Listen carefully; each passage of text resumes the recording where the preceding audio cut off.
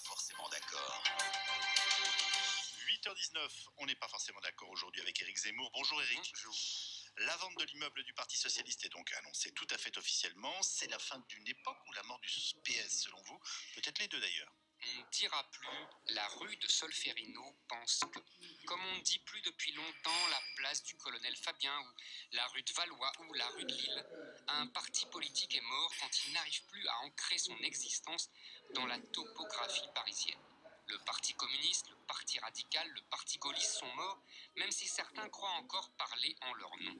Le Parti socialiste est entré en agonie en 1983, lorsqu'il s'est soumis à la doxa libérale au nom de l'Europe. Il a alors renoncé à sa synthèse politique qu'il avait fait naître au congrès d'Épinay en 1971, celle de l'union de la gauche qui reposait sur l'alliance des socialistes et des communistes et surtout sur l'alliance des classes moyennes et des classes populaires, des fonctionnaires et des ouvriers. La gauche a alors abandonné le peuple et lui a préféré les people. L'agonie du PS a été artificiellement prolongée par la géniale habileté tactique de Mitterrand, inventant à la fois le Front National et le Front Républicain, et la bêtise crasse d'une droite chiracienne qui est tombée la tête la première dans tous les panneaux. Lors du référendum européen de 2005, le PS s'est coupé en deux entre une gauche européiste et libérale et une gauche anti-européenne et anti-libérale. Les deux gauches avaient jusque-là cohabité vaille que vaille, gagnant les élections avec la seconde et gouvernant avec la première. Les partis politiques mettent du temps à mourir, car ceux qui en vivent ne veulent pas renoncer à leur prébande. C'était le cas du PS avec toutes ses mairies, conseils généraux, conseils régionaux, et l'armée d'élus et d'associations qui ont vécu sur la bête de manière parasitaire. À partir du moment où, sous le quinquennat d'Hollande, le PS perdait quasiment tous ses mandats locaux, les gamellards furent contraints de quitter le navire, qui, tel le Titanic, s'enfonçait alors dans les glaces. Vous nous suggérez l'idée que la gauche est morte? Non, la gauche n'est pas morte. Elle vit sa vie. De gauche libérale avec Macron et de gauche antilibérale avec Mélenchon.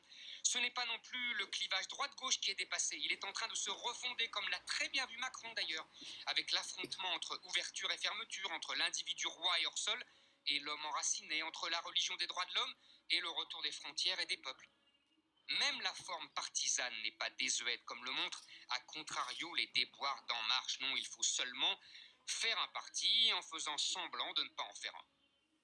En revanche, les adversaires du PS, eux, vont tomber avec leur vieil ennemi. Laurent Wauquiez va s'emparer d'un fantôme et Marine Le Pen s'accroche à une chimère qui se désagrège dans sa main.